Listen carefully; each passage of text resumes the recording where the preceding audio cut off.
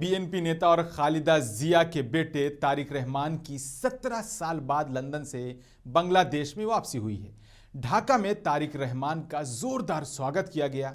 लाखों लोगों ने उनका स्वागत किया। 2008 में जब शेख हसीना प्रधानमंत्री बनी थी, तब तारिक रहमान जान बचाकर लंदन भाग गए थे। तारिक रहमान के पिता जियाउर रहमान 1977 से 1981 के बीच बांग्लादेश के राष्ट्रपति थे, जब शेख हसीना के पिता मुजीबुर रहमान ने 1975 में सभी राजनीतिक दलों पर पाबंदी लगाकर बांग्लादेश को वन पार्टी नेशन बना दिया था। तब जियाउर रहमान इसका विरोध कर रहे थे। राष्ट्रपति बनने के बाद जियाउर रहमान ने बांग्लादेश के इतिहास से मुजीबुर रहमान का नाम मिटा दिया। 1981 में जियाउर रहमान की हत्या कर दी गई। इसी के बाद खालिदा जिया का राजनीति में आगमन हुआ। तारिक रहमान बांग्लादेश में फरवरी में होने वाले चुनाव जीत कर क्या प्रधानमंत्री बन जाएंगे, इस पर लोग अब चर्चा कर रहे हैं।